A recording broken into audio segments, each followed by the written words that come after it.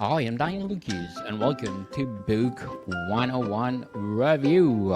Book 101 is all about the books that I read for the last 40 years. And today I have my special guest. She is the author of the book Trusted to Thrive, no other than Miss Mary Claire Rose. Welcome to Book 101, Miss Marie Claire. And can you please introduce more about yourself? Thank you, Daniel. I am a leadership coach and I help leaders build trust in their teams, whether it's executive leaders or even new leaders. And I do keynotes on trust and leadership. I have a 12-month leadership development program called Tribe of Trusted Leaders. And I also write a lot about leadership on my blog and in magazines, and of course in my book, Trusted to Thrive. Yes. So, Miss Mary Claire Rose, thank you so much for sharing your talents to the world. So, yes, yes. We have a lot of crowds. Brilliant. Yes, they're so lively. So, Miss Claire, in your is this your latest book or debut book? It's my latest book and it's my second book. I wrote another one, Transform Your Safety Communication. Okay, that'd be awesome. Trusted to thrive. How does uh the foundation to team of success in Trusted to Thrive? Yeah, well, one of the things that I unpack in the book is the integrated trust building system. And so what's really interesting, if we look at the research and the neuroscience, there are actually three things that our brain needs to feel trust in a situation. And it's to do, and these are the three things that leaders need to focus on to really help their employees, contribute at their highest level. And so the three things are fostering safety, building connection, and stepping into a meaningful future. So in the book, I unpack those three things, how they work together, how they intersect, what leaders need to do, and really provide an easy to follow playbook for leaders to lead in this really uncertain time, particularly also, with hybrid workforces and with a lot of change. And so these techniques are really developed to help people feel more secure and trust the situation, even when things are changing all around them. So, Miss Mary Claire, how can leaders establish trust within their teams, especially in remote or hybrid work environments?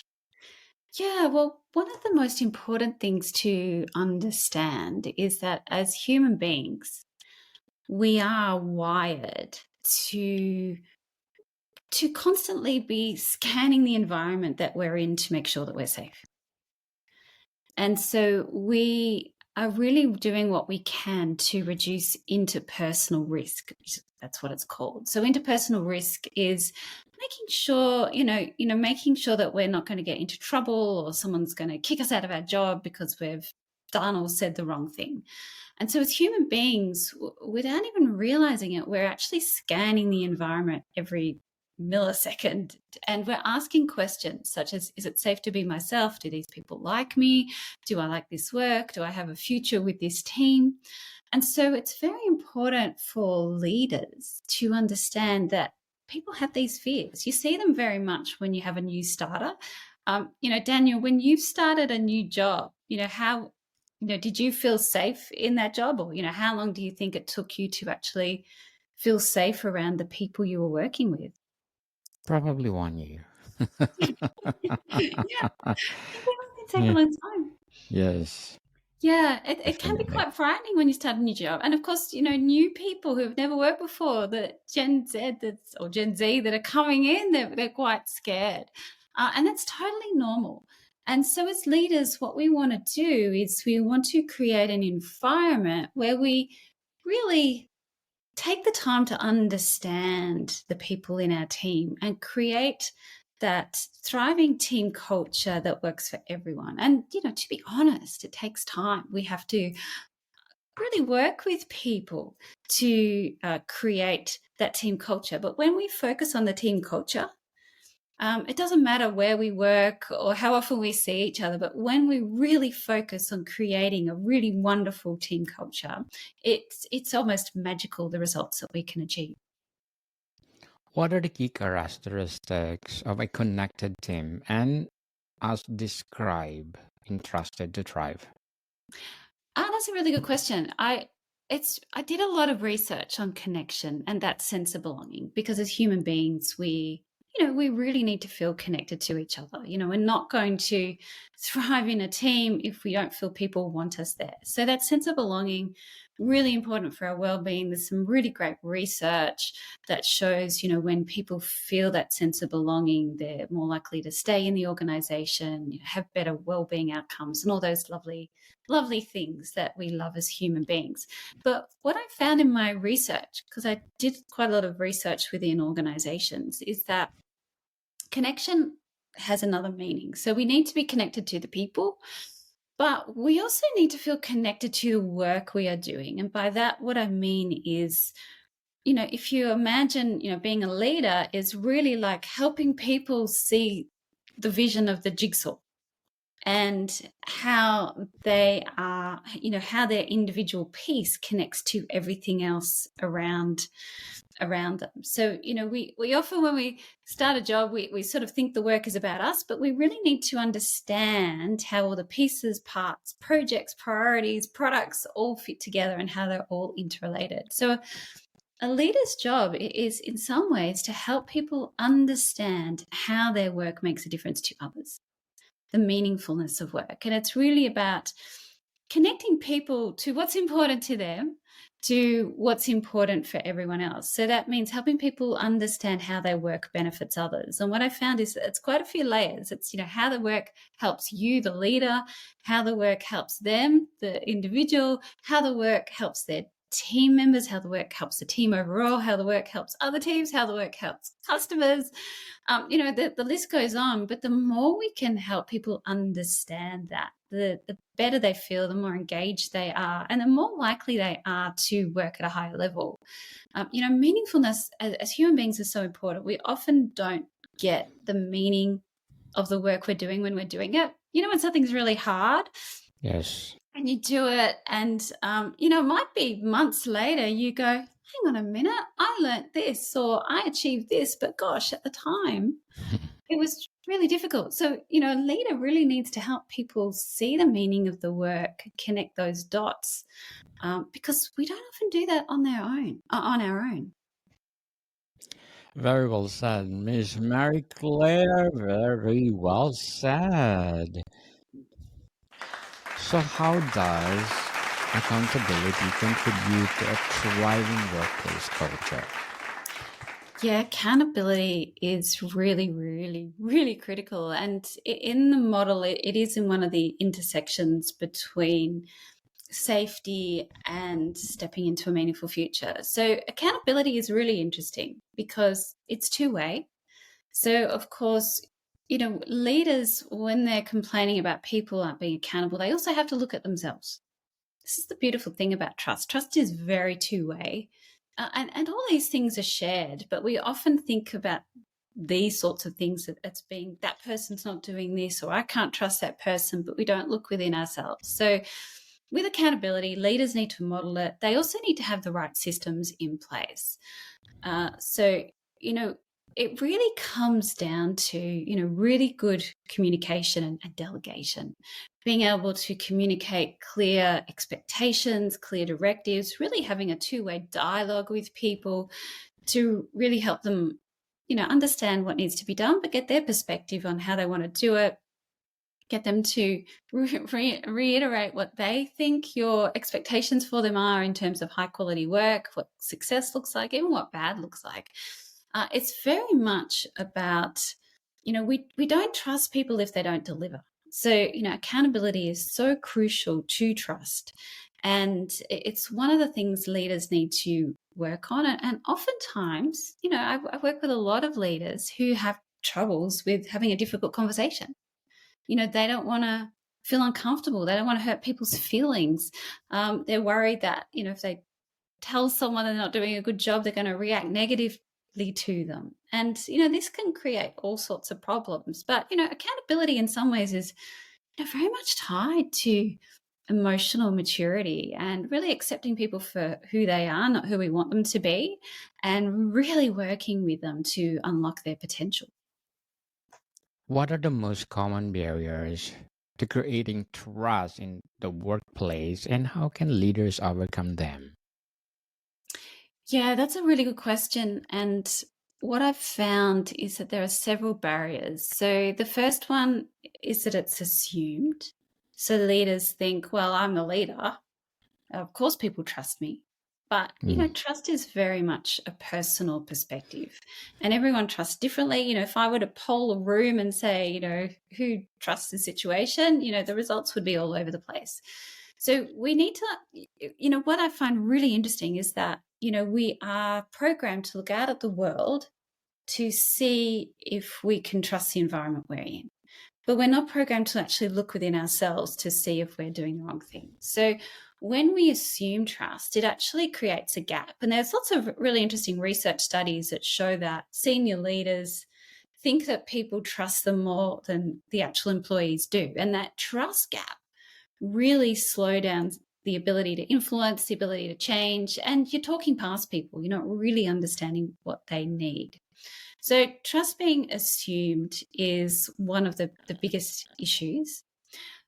It's also, assuming trust is one way. So I don't trust them. They've got to do all the work to fix everything up. No.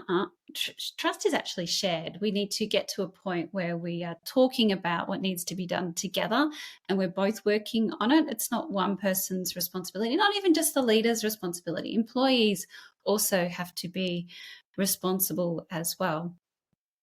And then, of course, it's not having a common definition of trust. What I need for trust might be very different to you. So, like for me to trust someone, I need to see them support me and care about me. Ideally, they ask me some questions and they show some interest. Just out of interest, Daniel, what would you say you need from people to trust them? Yeah, for me, number one, being Christian. Okay. So they have the same religious values as you. Yes. So, I've never had anyone say that to me before. So, and I've been doing this for a long time. So, we've got to make sure, one of the dangerous things we do is we think that people are like us and need the same thing that we do. And, Yes. when we do that, we can be pushing our own individual agenda and really not understanding that other person. Being able to understand and support someone and not pushing your individual agenda is so critical to building trust. Definitely. And Miss Claire, very well said. And what role does emotional intelligence play in fostering trust and connection among team members? Well, what I love about emotional intelligence is that emotionally intelligent people are actually high in self-awareness. And there's, when we work on our self-awareness, we also are working on our empathy. So when we understand ourselves better, we're more likely to understand other people better. So when I'm talking about self-awareness, what's really interesting about it is that very few leaders are self-aware. But unfortunately, what the research shows, and there was some research done at it's as high as like 85% of people think they're self-aware. But when you look at the data, it's probably more around 5 to 15% on a good day.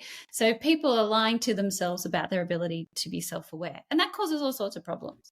Because when we look at self-awareness, there are two aspects to it. The first one is internal self-awareness, so being aware of your strengths, your weaknesses, your trigger points, those sorts of things, and external self-awareness, being aware of how other people see you. And so what we have to do as human beings to be self-aware, you can't just being good in one of those things and not the other doesn't make you self-aware. You've actually got to bridge the gap. So you've got to be very aware of who you are, and how other people see you and how you impact others. And that's where self-awareness. And when we're good at that, then our emotional intelligence increases. I do a lot of work with students in my leadership program.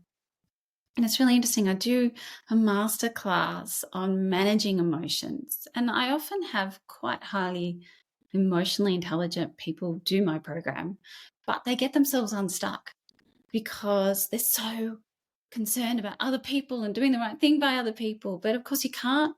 If you do that, it's going to exhaust you. You've really got to balance it out, and you've got to know yourself, and you've got to put boundaries in. So, emotional management really ties into that emotional intelligence piece, and being able to manage that better, and how you react to things and how you feel about things, while honoring how you're feeling, but making sure that your actions are are coming from a healthy place is really important when it comes to emotional intelligence. So, Miss Mary Claire, what will be your advice for those people out there who want to gain trust from other people? Yeah, good question. So the first thing, there's a few things. So number one is to become self-aware. So learn about yourself. You've actually got to trust yourself. People who don't trust others typically don't trust themselves. So you've actually got to start with yourself. And that might mean if you want other people to trust you, where are you not trusting yourself? Do you not feel confident? Do you not feel capable? Where are the gaps? What can you work on to trust yourself more? Because, people pick up on that. If they can feel that you don't trust yourself, they're not going to trust you. And of course, if we don't trust ourselves, we often become more controlling. We're controlling everyone around us because we don't trust the situation. So you want to trust yourself first. You also then, once you've got that you're working on that, you really want to work with people to understand them better, understand their perspectives. And this is where that empathy part comes in. And really the best way to do that in a workplace is, particularly if you're a leader, have one-on-ones, really good structured one-on-ones when you're totally in service of the other person. You're there to ask some questions, support them in their career, their growth. We really trust people if we can see that they care and support us. So really be there in service of them, not pushing your own agenda, not doing all the talking. An ideal ratio is they speak 90% of the time and you speak 10% of the time. And really getting to know people so that you can then really communicate to them in a way that suits them. And then the third one is really helping people understand your intention and, how you like to work, and being honest with that. I like to get my leaders to, have open conversations with people about their communication styles and their work styles and what they're good at and what they're not good at, and having an open conversation about that. It's really about dialogue. It's coming to what I call shared trust, where each person understands that they're both responsible in a relationship to build trust with each other. And you've got to work it together and talk about it openly, and having that ability to have candid conversations. Thank you for your advice, Miss Mary Claire. Thank you so much. And what will be your short-term and long-term goals in life?